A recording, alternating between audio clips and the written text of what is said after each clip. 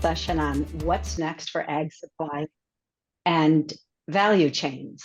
Today, we hope to leave you with useful information on up-and-coming tech in agriculture, such as blockchain, Web3 and AI, and how they can be used for transparent supply chains.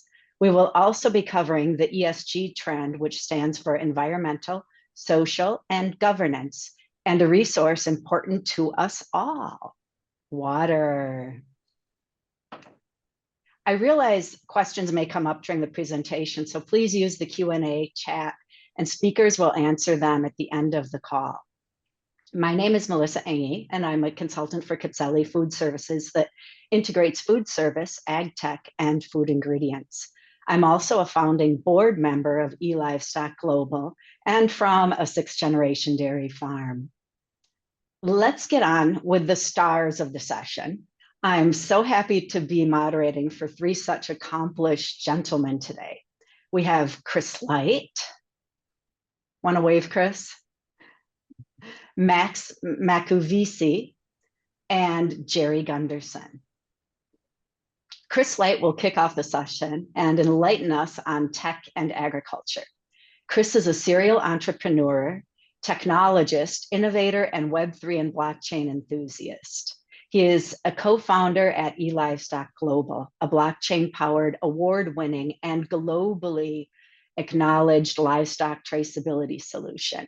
Officially launched in 2021, it has received press coverage from The Economist and won Best Blockchain Solution in Africa that same year. Chris's work with blockchain, supply, and value chains has been featured by both MIT and the London School of Economics. He won the Innovation Award at the 2022 Society for International Development U.S. Annual Conference for the E-Livestock Traceability Solution. He also put Zimbabwe at the top of the search results for livestock and blockchain and was appointed as a country ambassador in 2023 for the Global Blockchain Business Council. Next speaker will be Max Makuvisi, and he will be discussing ESG today. And Max is not only the chairman and founder of E-Livestock Global and Makera Cattle Company, but also an accountant. His business background has poised him to fulfill his lifelong quest to empower rural livestock farmers and assist them in successfully commercializing their operations through his conception to consumption principle. Max has sat on the board of the Global Roundtable for Sustainable Beef and is a resident director for Shangani Holistic, which manages over 7,500 head of cattle. It also serves as the research arm and integrates cattle and wildlife management on the same property. In 2019, Max founded E-Livestock Global to ensure that small-scale farmers are not left behind and can benefit from inclusion in the formal sector and achieve financial inclusivity. Jerry Gunderson will be discussing his insights into the current state of water in his home valley in Colorado. Jerry exercises crop diversification, not only on his 4th-generation cattle ranch, but also in his career. He is an entrepreneur and rancher, has worked in ag and tech publishing, and has published well-known magazines such as Beef Today, Communications Technology, Hogs Today, Farm Journal, and my personal favorite, Dairy Today. He's active in the National Cattlemen's Beef Association and is the former director.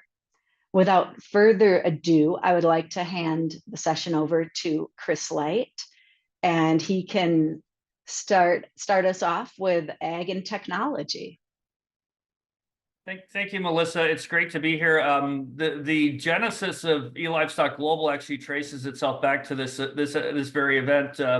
When I spoke in 2019, I gave a lightning talk on blockchain and agriculture, and that's what led Max and I to start talking and kind of created things. I should clarify too, I am an ambassador for the Global Blockchain Business Council. However, it does not come with the typical trappings. So there's no car, there's no mansion. Still haven't found the embassy. Anyway, it's great to be here. we fit well with the 3 conference themes, and that innovation, we're a Web3 company, which in 2019 was where innovation was at. We are an inspiration that we've solved the problem in a difficult environment. And then in terms of inclusion, our system is designed for the smallholder rancher. So that fits as well. It was funny as we were doing the prep work for this event, I was like, didn't we just have ICTforAg? And then it was a little over 6 months ago that we were all, certainly Max and I were here. It's amazing how fast tech changes. Just thinking back over the last 6 months, I mean, literally right now, we're in AI, and I should clarify by AI, we mean in artificial intelligence in everything. We were talking about the other AI backstage before. I was also talking about some of the other tech companies 6 months ago that adding a line was a way to get valuation higher in companies. There's a company called Farmer Line, which is very impressive in doing tech work in Ghana, and another drone company, Zipline, that I'd mentioned. I think now, if you want to drive valuation in your company, you just, with your URL, with your website, just end it in .ai. 1 in 3 VC dollars over the last 6 months went into artificial intelligence companies. So there you go. AI is in everything. AI is going to eat the world. The other interesting thing is crypto. Being a blockchain company, we talk about crypto. Crypto is resurgent. Bitcoin has regained its valuations, and there's some excitement there. Unfortunately, excitement that I don't like talking about crypto a lot, but I'm getting a lot of crypto questions again. In the Web3 blockchain space, what we're seeing is really a flight to quality, and we're very happy about that, because we have always seen the utility of blockchain, and people do talk about us as demonstrating the utility in blockchain. From an ELG perspective, we took the startup over the last 6 months. We took the startup through the largest accelerator in the world, Plug and Play, including pitching in Silicon Valley in December. We finished in the top 5. I'm actually a mentor with Plug and Play in the agriculture and animal health verticals. And that's relevant because I think with a lot of the areas USAID and international development works in, agriculture is still the backbone of the economies. And I think that VC and agriculture are a win in a lot of these countries. Fast forward to last week, I was speaking at the London Blockchain Conference, which again was second time speaking there, and again, they're covering utility in blockchain, not so much crypto. What's very apparent as you look at all these technologies, particularly AI, is that you're not going to be able to solve 21st century problems with 20th century architecture infrastructure. And by that, I mean power, water, and connectivity. Being in Ghana in March, seeing the connectivity issues there. When we were in South Africa, when I was in South Africa 2 weeks ago, one of the cables went down on the eastern part of Africa, and that again, connectivity is key. It was interesting in South Africa. They actually just finished voting yesterday, but leading up to the election, suddenly the load shedding disappeared for what, the last 65 days before the election. When you're at the Johannesburg airport, you see signs talking about AI in South Africa's future. You're not going to get there without better power. It's not surprising that VW in the Eastern Cape is doing their own power supply.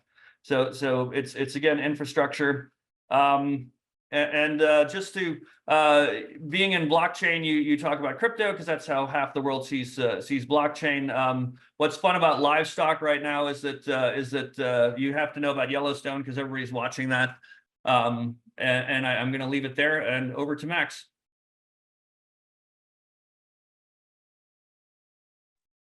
Thanks, Chris, for the opportunity and for leading us in so well. I'm going to start with something that is not a plug, but talking to blockchain technology, ESG, and water. Is that last week our government in Zimbabwe approved the use of Starlink. So this is not a plug for Elon Musk, but one of the biggest problems in Africa is connectivity. And Chris talked to it with the underwater cable. Where when that snapped, a lot of Southern Africa, our internet speeds went down, etc. But with Starlink, it should improve. And I'll come back to technology a bit later. But just to give you, talking environment, sustainability, and governance, talk a bit about what I see the future in Africa and what I'm actually currently up to at the moment. I live in Zimbabwe. which is a sub-Saharan country in the south, just above South Africa. And whilst I may know a few people in South Africa, if you have been to South Africa, don't ask me if I know everyone, because different country. But I run a large ranch, and the ranch is 65,000 hectares, which is about 130,000 acres. And it is a natural ranch where we only have perimeter fences. We do not have any fences internally. And the reason for that is because we allow the wildlife and the livestock to interact. And part of the reason for that also is to create a model whereby, you know, people always talk about the human-wildlife conflict. We're trying to show that it doesn't have to be a conflict, one, and two, that if you follow certain measures, you will have no problem with your wildlife. We have 7,500 cattle. We push Nguni genetics on that particular ranch. The reason being, it's an indigenous animal. I don't believe that we'll have, if we move as Africa into export markets, any unique selling points if we're trying to sell Angus meat into America or into Europe. We'll need to be selling our indigenous animals. And we practice holistic management / regenerative agriculture. Now, that's a difficult word to follow, and I've actually gotten a dictionary definition of what holistically is. And I think a lot of people have a wrong idea of what it is, thinking perhaps that it's, as I was told this morning by one of my members of staff, they were approached on the weekend and told that we're organic and that we don't dip our cattle or use any vaccinations or any feed or anything. Holistic just means everything as a whole instead of just being a collection of the parts. We use the E-Livestock app. I was online with my guys today. Quite a bit of work was done in moving animals from one farm to another. And I'll go through a bit later where I see this coming into things. One of the interesting things about the ranch we're on is, and we're talking about the environment sustainability, is that we are an elephant corridor. So every year from April to November, all male elephants, not all the male elephants, but they're all male, there's no females or children, they come to the ranch and they hang around with us, up to 400 of them. And I've got fantastic pictures that I'm not going to show, of elephants and cattle just living in harmony. 3-4 weeks ago, my children were out from the UK and we had them within 50 meters of ourselves. So what we try and do is try and live in harmony with the animals and livestock. We do also have other wildlife. We have predators, we have leopards, we have hyenas, and through using the environment, using acacia type crawls, we've been able to reduce predation on the ranch from 150 animals per year to less than 5 animals per year. Because obviously leopards, being the nocturnal hunters that they are, they would come into the crawls when they were using Burma sheeting and take the animals. We do work a lot with our communities around us, and we ensure that we're not just using the information we garner for ourselves. We spread it out so that we can, either in a mushroom fashion or in other areas, get the communities around us to also be able to live in harmony with the wildlife and make some money through joint wildlife cattle farming. So that's basically an introduction as to what I do and what, you know, apart from the pedigree animals. But we also want to create a peaceful environment where we can live in harmony. And I'm sure as the conversation goes on, we'll talk about this. But what I'd really love to see is a point where the producer meets the consumer. So the smallholder farmer in Africa, his animal is sitting on a plate, or steak is sitting on a plate in New York, and the guy eating or the lady eating that can reference it back to the person that originally grew that animal. And then we can get some of the value moving back to the farmer as opposed to the middlemen in between. And I think at that juncture, I'll stop talking and we can go into the virtues of the app later on if there's time or any questions. Thank you.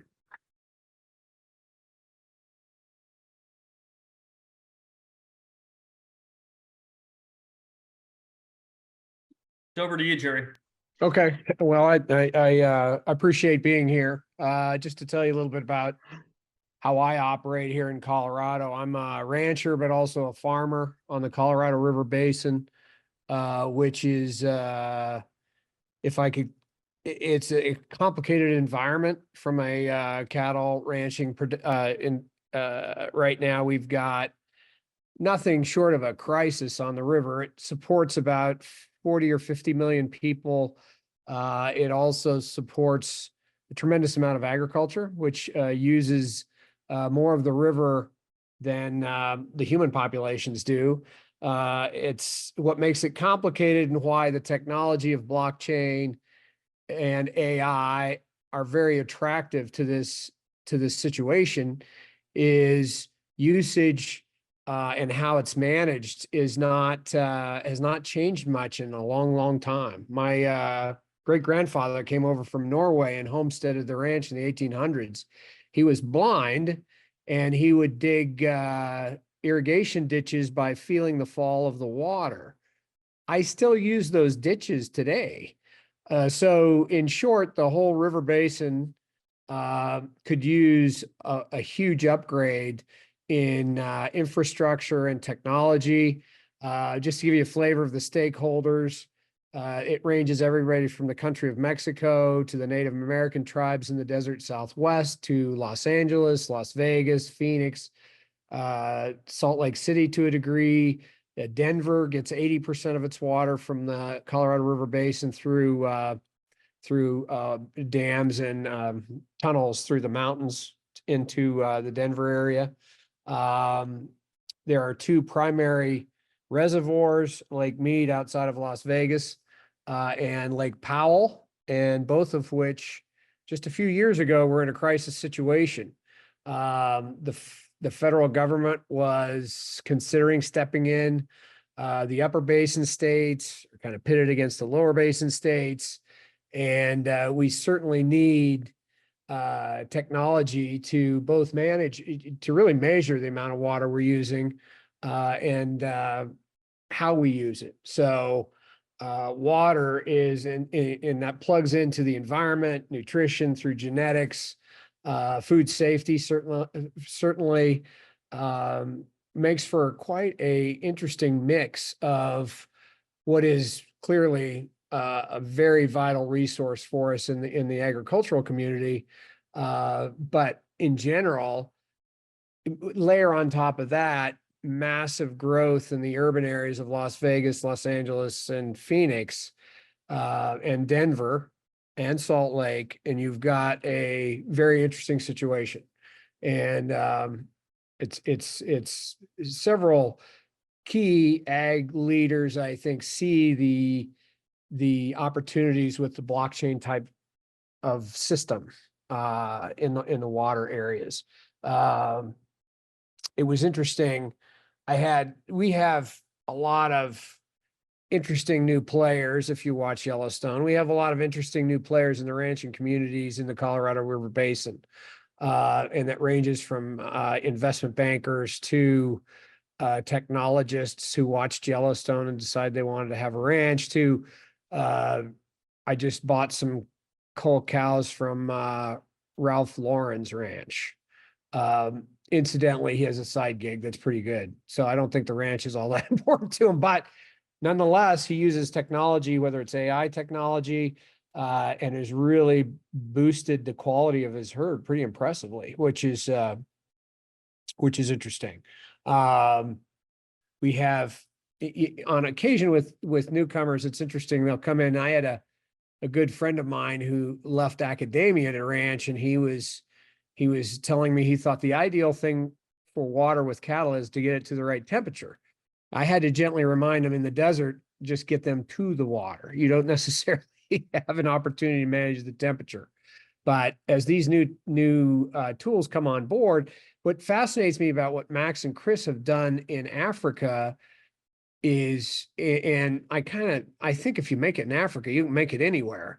We're really looking at these technologies as game changers here in the US, because we're limited, like most people are in agriculture. You're limited by legacy systems.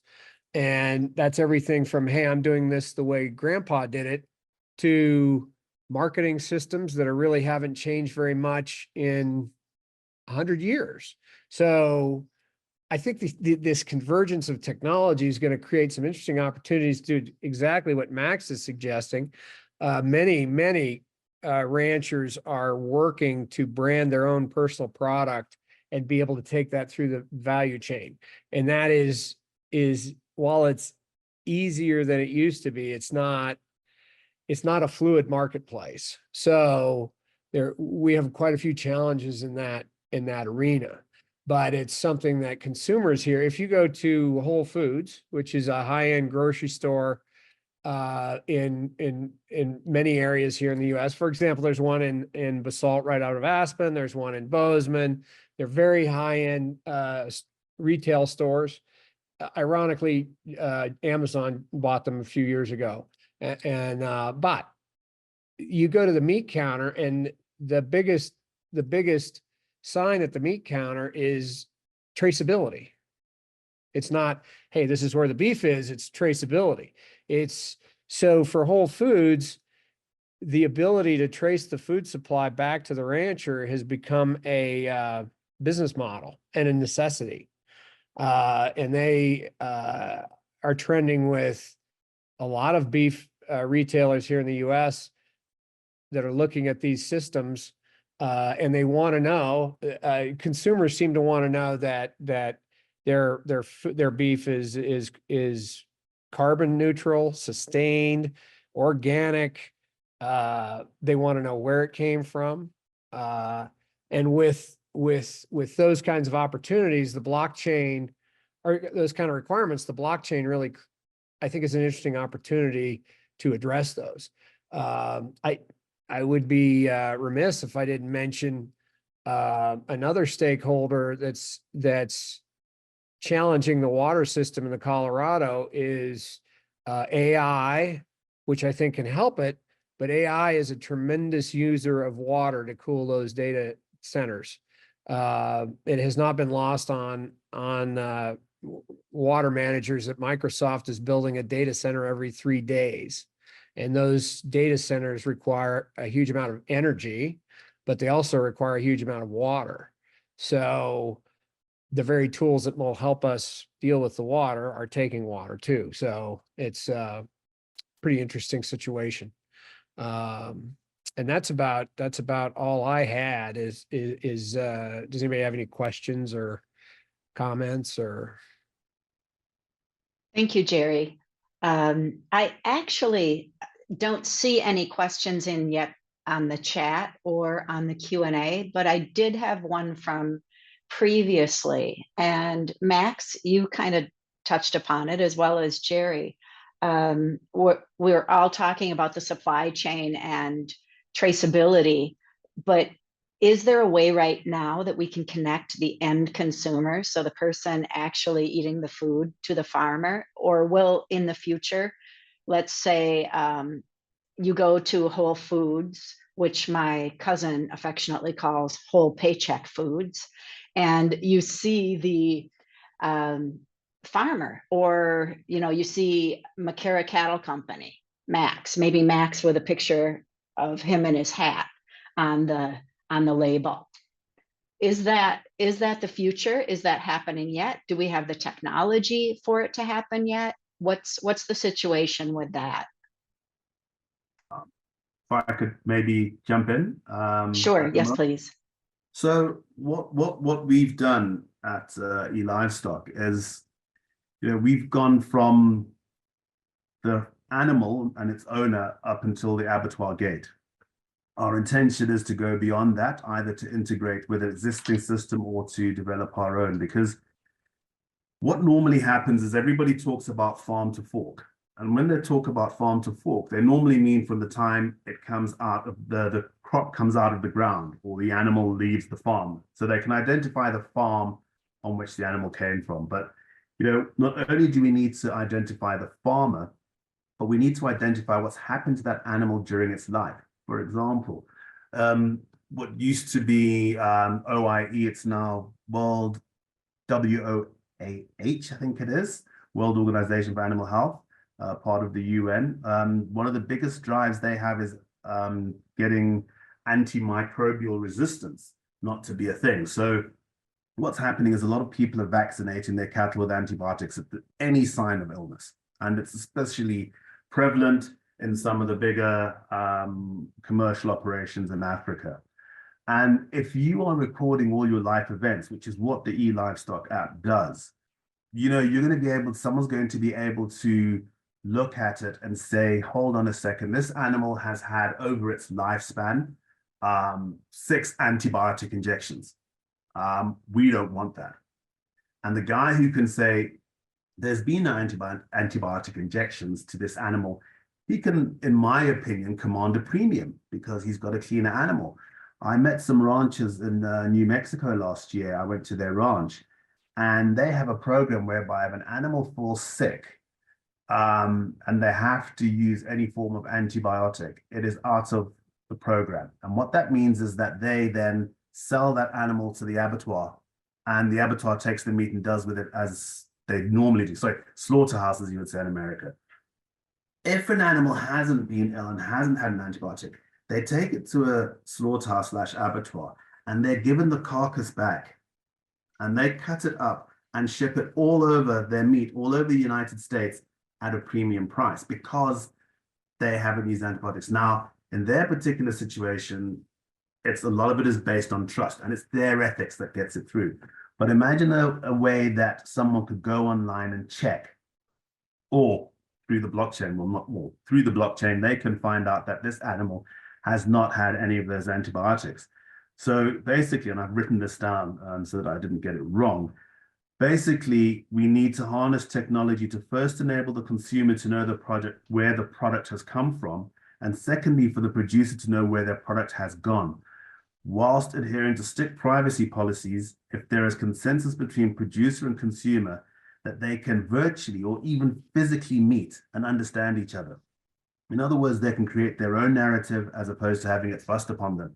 And what I mean is that small farmer, and I'm a big advocate for the smallholder farmer in Africa, you know, if they can show this is the guy that produced the animal that produced the beef, or that is the beef that you are eating in an upmarket restaurant in New York, I think maybe someone's going to be able to say, I want to meet this guy, or I want to help him. Let me find out more about him. Is he actually getting enough money? I'm eating an $80 steak, but did he sell the whole animal for $20, $30? That kind of thing. You suddenly now start getting interest into where the animals come from and the livelihood of that farmer. And this all comes back to the blockchain because you need the technology to be able to trace it all the way back. I hope that's in a long fashioned way answered it. That's an exciting, chain of events. And I could see almost in the future, and you show the sire and the whole family tree of the cattle. So that's, even with AI, that's a very exciting application. A couple of more questions have come into the chat. The first one, can you please explain more about how blockchain could track and manage water usage for the different stakeholders, not just Colorado, but also for smallholder farmers in rural low-income countries? I think a lot of the different water applications and the usage of blockchain is applicable globally. It's not just a localized issue. It does apply to other countries. But Max or Jerry, would you like to elaborate on that one? Jerry? Sure. Well, the challenge is right now, in at least the Colorado River Basin, we have water rights and water usage. And I believe the river is about 100, it's well over 100%. If everybody used their water right, the river would be dry. So there's a term called consumptive use, which right now they're working on satellite technology to be able to, and that would be something that you would see maybe a NGO or a government agency provide that to low income or smaller farmers, and we certainly have some of those on the Colorado River Basin. But what is needed is a mechanism to be able to say, okay, I have 10 acre feet of water right, but I figured out a way to use 5. And I need the marketplace to somehow reward that. And the marketplace to be able to reward that, the only, well, I shouldn't say the only, the blockchain seems to be an elegant solution to providing that marketplace.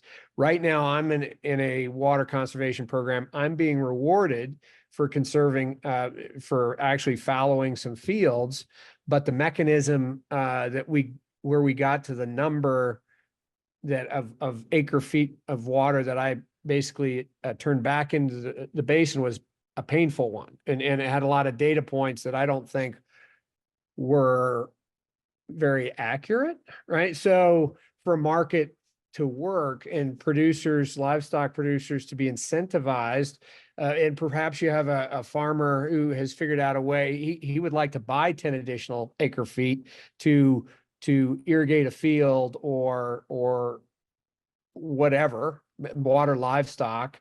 There's no mechanism really here anyway to do that. And that's where the blockchain is ideal. But it's two challenges. It's the measuring of the water, which is challenging because you have evaporation. You've sprinkler systems are great because they save water on the top end, but they don't feed the aquifers. So and you have urban use, which is much easier to measure. So that's kind of where I see it. I don't know if that was a very clear answer, but I guess to answer the question, frankly, is before we get a blockchain, we need to understand, come up with a more uniform way of measuring water usage and with water rights. I don't know if that answered the question or not, but. Interesting. Max, did you have anything to add to Jerry's answer? Yeah, I think as we, become more of perhaps a global village, you could have maybe an app which is linked to a phone, for example, whereby you stick a stake in the ground, in the river, and you at various times of the year take a photograph, and then you see the level of the river. That's one. 2, you could start looking at the cleanliness of that river. I mean, are people, and this is an interesting one because I'm sort of speaking against what I should be speaking about, is, are rural farmers polluting the rivers with their cattle? Should we be saying, okay, guys, let's have a measured way of drinking? So instead of the animals going to the same spot every time, they could move along the river so that they don't pollute a specific part of the river. And that could all be measured. And if it's measured in a uniform manner across not just Africa, maybe the entire planet, you start getting a standard. And the reason I mentioned some of these things, and I'm going slightly off topic, is one of the biggest things everyone talks about is methane emissions from livestock. But nobody's taking into consideration the fact that Africa, I read a report the other day, from 1850 to 2022 started off at 1% of greenhouse emissions. And today it's sitting at 3.9%. It's a minuscule number, but think about this, 3.9% of global emissions, but we possess 20% of the world's cattle. If we use our blockchain app to see where these cattle are, could we not move more production of livestock to Africa? Because our emissions are lower. Those are the sorts of things which the blockchain will help us prove. That's really an interesting. I went off topic, sorry. No, that's, I mean, you're still on topic because methane is obviously environmental and it pertains to our discussion today. And it's an interesting topic. And it's a good point that you just brought up. We do have another question. It is, do you see blockchain being used for digital payments and investments among different linked members of the value chain, being conducted in local currency via mobile money that is more accessible to SHF, not cryptocurrencies? Chris, do you think that's a question for you? Sure. Sure, I love talking about crypto. Yeah, Absolutely.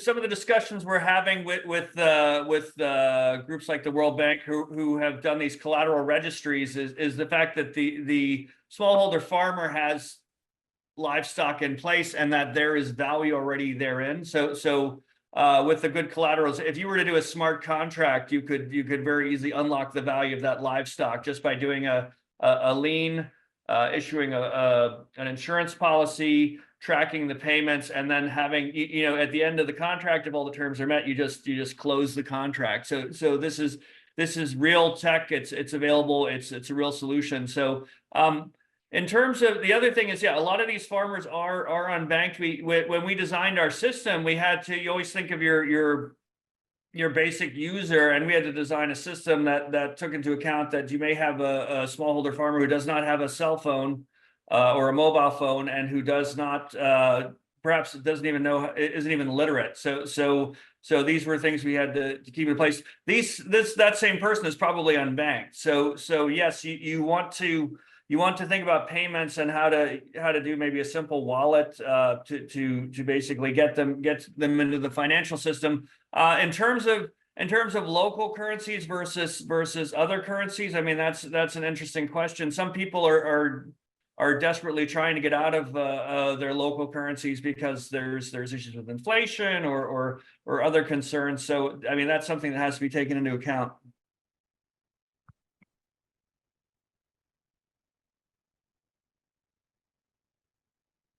Thanks, Chris. Were you finished or were you still? I was, yes. Yeah. Okay. It looks like that's it for questions that have been put through on the chat. I did have another question, which, there's so much that you read today about blockchain and you hear and AI. And I'm wondering if probably, Chris, you can give us a short explanation about where the crossover is between AI and blockchain and how do they complement or compete with one another? Well, I think the complementarity is that AI requires data, and it's you need to have data in order to intelligence upon. As I was explaining when the Gates Foundation was doing their AI opportunity for Africa paper. I think there's that. There's also a security function. You can use blockchain to try to control AI, which is another or compartmentalize AI. There's that, and then. Cyber security. I'm losing my track here. It's there are a lot of there's a lot of look at how AI and blockchain will work together. But basically it comes back to data. And security is a really good point with AI through blockchain. Anytime there's the old saying, why do people rob banks? That's where the money is, and now the banks are online. So anytime you're dealing with finance, you're going to need security. So. Also, Chris, if you want more detail on your question, feel free to ask a follow-on. We actually have covered all the questions that have come in. I know. Just if you needed more clarification.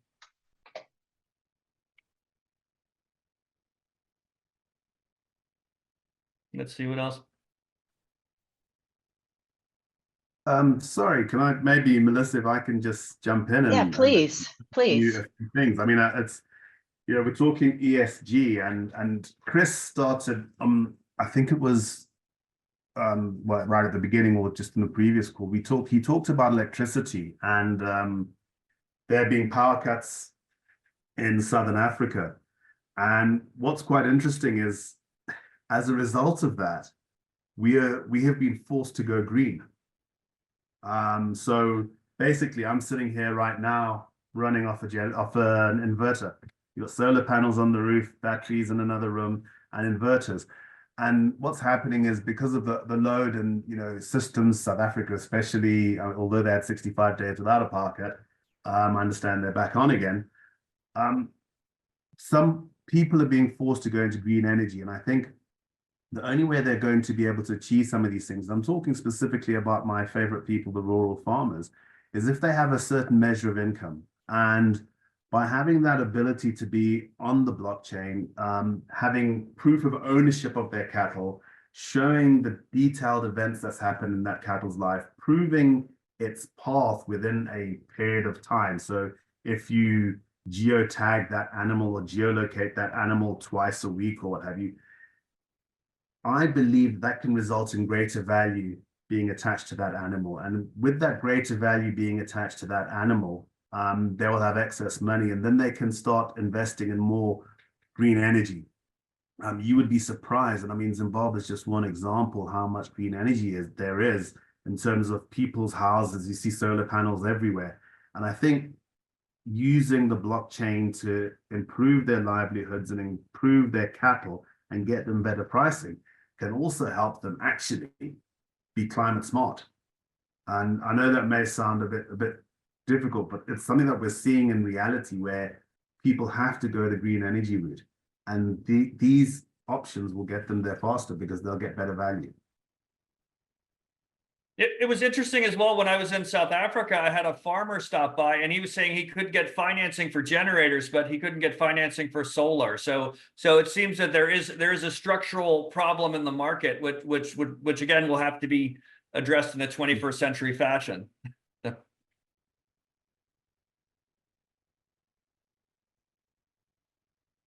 Another question has just come through. I'm thinking about investments from the big food countries or processors all the way down to the SHF that they depend upon, but done through blockchain to ensure the investments are being used for the productivity and quality gains needed. But the investments are ensured to benefit the originating companies because payments to SHF comes back to them when product is delivered. Follow up to Chris's from my prior question.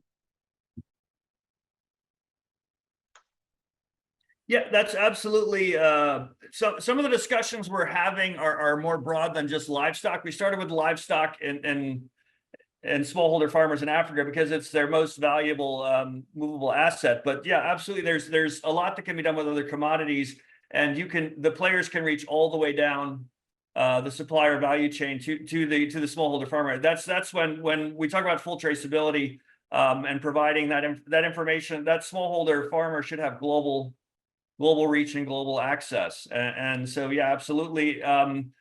We do see big companies are interested in that level of traceability because it helps them to manage their risks. It helps the smallholder farmer, but it also helps the larger players. So. Does anyone else want to add on? That was perfect, Chris.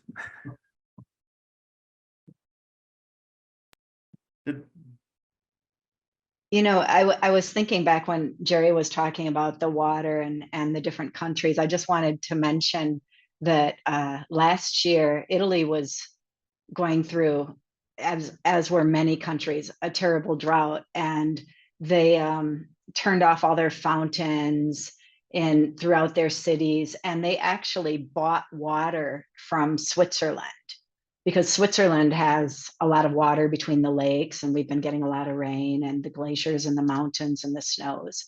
But Italy had to buy water from Switzerland. And I'm wondering if Colorado will end up buying water from Canada someday, or where you think the future of the water, Jerry, might be going. That could very well happen. I mean, Colorado, it's interesting. There are only 2 states in the United States that don't have rivers running through them from another state. And that's Colorado and Hawaii. So there's tremendous challenge. The thing about water, it's just tremendously challenging to move it around. I mean, the project going on in China with that river from the Himalayas going up to the north, the Gobi Desert, is going to be certainly interesting to watch. But yes, water is the crazy valuations on water can run up to $150,000 an acre foot down to $10 an acre foot. So I think the future of water it really needs a marketplace. We really need to conserve it better than we do. My ranch and farms are tiny, tiny compared to Max's stuff, but a farm 20 miles to the west of me, I have 3 or 4 ranches 40 miles to the east, and I live on a little 20-acre parcel next to a bunch of retirees that are doctors and retired doctors and lawyers and that kind of thing. And they way overwater their fields, and I can't get them convinced to stop doing that. So we just have to really do a much better job. We have to use a brown water systems, I think, in homes. We have to do, ironically, probably the only thing you could say that it's good that it's known for is Las Vegas has done a very good job of conserving water. And if each municipality did as good a job as Las Vegas did in conserving water, our crisis would be lessened pretty dramatically. And that goes through to farmers and ranchers as well. I know ranchers that are very good at conserving water, and some that aren't so good at it. So there's a lot of room for conservation and wise usage. However, that being said, more people I live in a tiny town called Fruita, Colorado, 15,000 people. We have 6 subdivisions going in right near me. So people are flocking to the desert Southwest, and that just puts more pressure on the river. So I buying from Canada, not out of the question. I don't think. I mean, there have been various projects floated, like desalinating the ocean and piping it up from the Gulf of Mexico to, an interesting one had a proposal about siphoning away some of the Mississippi River, and they got a little fired up about that over there on that side of the country. So it's and it's a no-win situation for politicians, because who wants to say, hey, you elect me and you're going to have to use less water? And that's that. So it's usually you bring up the water issues to either the left or the right politically in the United States, and that's a good way to get rid of a politician, because they don't want to deal with it. And so it's going to be left to local stakeholders to figure it out, I think, in a way. And that's what makes the blockchain so exciting. It deals with the trust issues and the data issues. It's a tremendous application of the technology, it seems to me. So, Well, and I like what Max said before about you could have an app that tracks. And the then smartphone, yeah, that's what's so elegant about it'd be Mac. perfect. Their solution. The proliferation of smartphones around the world really creates some interesting opportunities from a measuring and management standpoint. I mean, literally, you could argue that a farmer with Wi-Fi and a smartphone in the middle of Africa has as much technology at his fingertips as the CEO of Microsoft did 3 years ago, so, or more.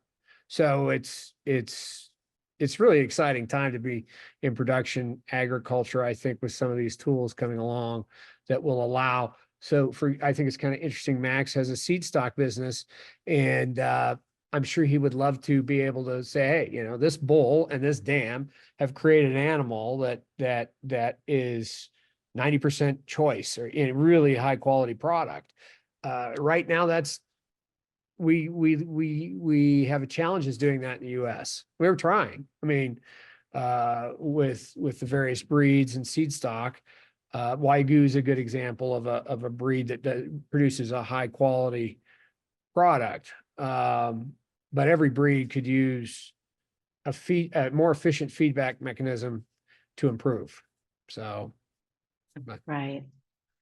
We did get another question come through, also from Chris Wolf. I'm thinking about investments from the big food countries or processors. Oops, I think that one was before. But what about the investment coming from above, not just the traceability, getting money for inputs and fertilizers or quality protection steps? not dependent on the banks, into the SHF hands. Related to cattle, you can see the same need for investment in cold chain through the players like co-ops or collection points needing money to buy chillers or tankers for the traders transporting. How do we bypass banks to get money from the end buyers? Meant to specify for milk. If I could maybe take that on. Sure, thanks, Max. We've seen it, and I'm not going to give you a real life example. There's a company in Zimbabwe called the Zimbabwe Agricultural Development Trust, ZADT, and they came about when the donors said, we want to give money to farmers, but we cannot give money directly to farmers. So they went through the NGO world as they do, but then the NGO had to go through, ZADT had to go through the banks to then on-lend the money. So they provided all the money to the banks and gave that guarantee to the banks, and the banks were supposed to hand it over to the smallholder farmers. Now, here's an interesting thing. They got the banks to reduce their interest rates significantly because they were saying there's no risk to you. You just have admin, et cetera, et cetera.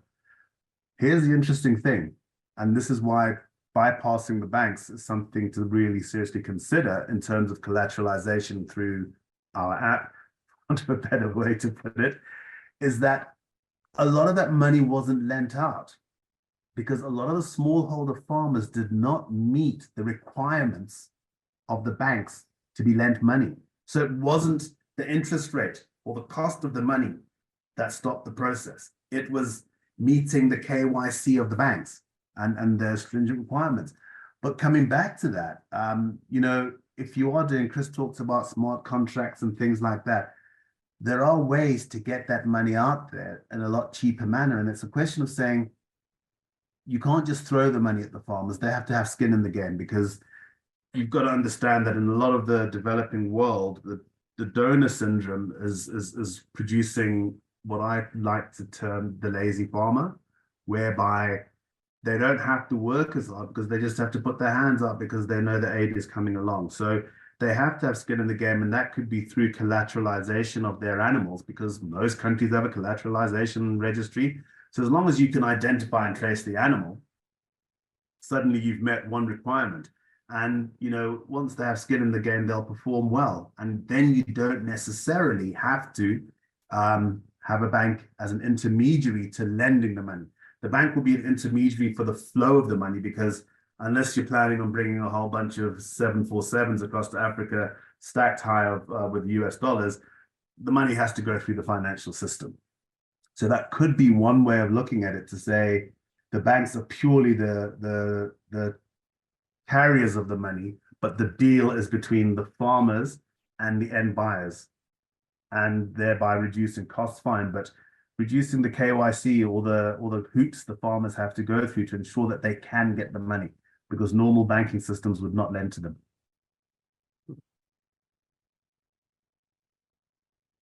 And then in this case, they could go right to the milk haulers. I think that was what Chris was asking about. And he says, thanks for digging into deeper levels of my follow-up questions. You're welcome, Chris. We're happy to. That's what we're here for. We do have about 5 minutes left, I believe. If anyone else has any questions or anything they want to wrap up or add to the discussions that have already transpired. Jerry, you look like you want to say something. I have a fearless prediction, and that's probably going to be completely wrong, but we have 4 meat packers control the beef industry in the US, and they have been known to drive margins extremely hard. I think there's a chance with the blockchain that the days of them owning cattle are going to be over in about 5 years. In other words, they're just going to provide a service. They're not going to own the cattle. And I think that's going to be interesting to see how that plays out. And it really gets back to story food and where did this food come from and Well, it was processed by JBS, but it's owned all the way through the chain, so the consumer purchases the product. And I think you're seeing some interest. 44 Farms is an interesting group here. That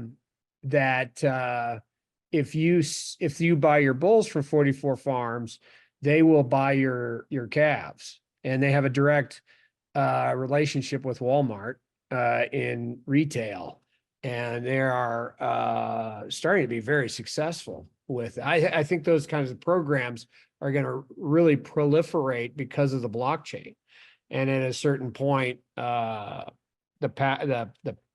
packing community, as they're known, will be more of a service and less of them owning cattle, and that's just probably going to get me in hot water with a whole bunch of people. But I think that's coming, and I Well, think and I'm waiting for it to come, because I'm hoping that, consumers would much rather buy from family farmers in the dairy industry rather than corporate farmers or Walmart owned cattle or something like that.